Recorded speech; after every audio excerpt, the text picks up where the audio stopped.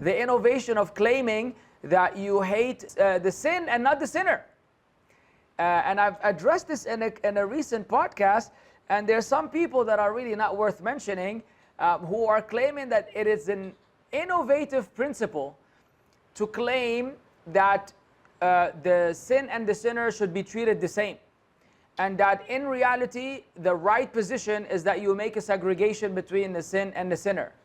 And so similarly, by logic, I would say to this person and others, similarly, then you shouldn't love the believers, you should just love their good deeds.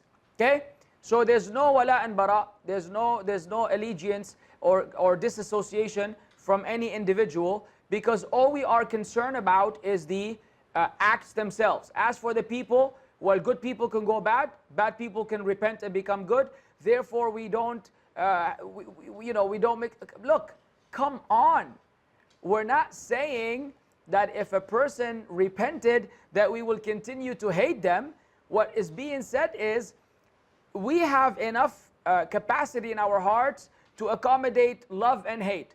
So as the scholars say, such as Sheikh bin Baz, you say you love the person for his tawheed and his Islam and obedience to Allah, and you hate him for his sin and his innovation until he repents. So you just like anything else, you're able to combine between loving a person for the good that they do and hating the person for the bad that they do. And that's how you feel about everyone. You love a certain teacher for being nice to you in class, and you hate that teacher for giving you the worst homeworks. And you cannot say, I love the teacher, but I hate the homework. Did the homework come on its own? Did the homework invent itself, or did the teacher give you the homework? The teacher gave you the homework. Are you able to love the teacher for being nice and hate her for the homework? Absolutely. And so you can hate a brother and love a brother for the good and the bad. And to me, this is clear and common sense. A person today will turn around and say that if you say something like this, then you have a malicious, evil intent, and that you have a problem with someone who's making a statement of this sort, and that clearly this is just ignorance of Islam, ignorance of the teachings of Islam.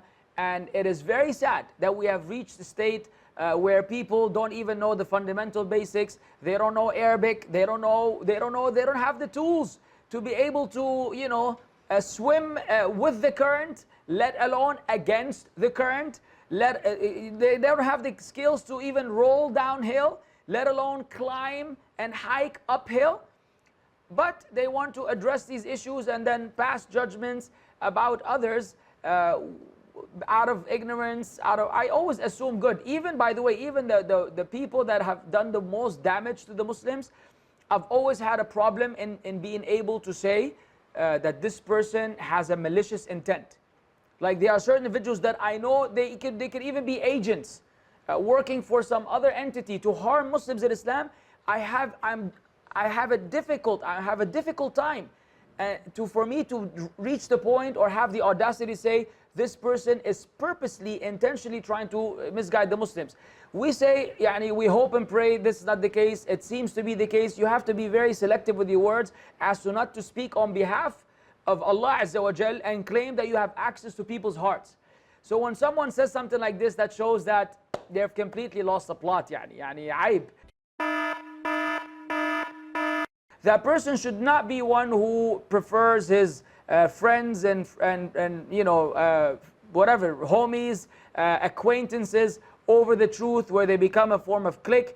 Sometimes the race card is the most common card, and we see this today in the scene. Oh, I'm African American, he's African, so black people. So you see that certain black people may create a bond with each other against quote-unquote white Muslims or Pakistani Muslims or Indian Muslims who are not even thinking about race to begin with. Most of us don't look at people from a racial point of view. We look at people, I personally look at people as a Muslim or a non-Muslim. White, black, yellow, green, orange, I don't care. I sincerely don't care, never cared. Because to me, we're all the children of Adam, and we're all we came from the same place, we're going to the same place, so all these things are irrelevant. You see that some people involved in da'wah do not look at things this way at all. And so they have an affiliation. And for example, when this Black Lives Matter issue came up with the incident in America and George Floyd, we saw a lot of Muslims that we thought adhere to Islam. They reached the point where they prefer matters of race over matters of religion. The racial aspect took over and compromising their commitment to the way of the righteous predecessors, which was heartbreaking and very sad to see. So you make sure that these people are not on some racist tip where they're undermining other races, whether white people being racist against black people, or in many cases, in some cases I would say, of course it's more usually white against black, but in some cases even black people being racist against white people as a retaliation for the racism that they had to suffer, the racism they had to suffer. And both are wrong, both are wrong. Racism has no place in Islam. Islam is not a religion that promotes racism in any way, shape or form. I mean, if you want me to mention names, I don't know if you want me to mention names.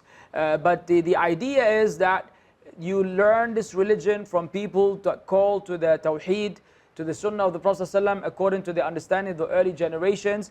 Not that they will be free of mistakes, they will have mistakes, but the people that are predominantly doing that, and when there are mistakes, they're being highlighted, you are aware of them, then those are the ones that you follow, and you ignore, unfortunately, everybody else who will have some good to offer, but then a lot of bad that will confuse you as well. Thanks for watching this video. Subscribe and click on the notification bell. Like, comment, and share with friends and family.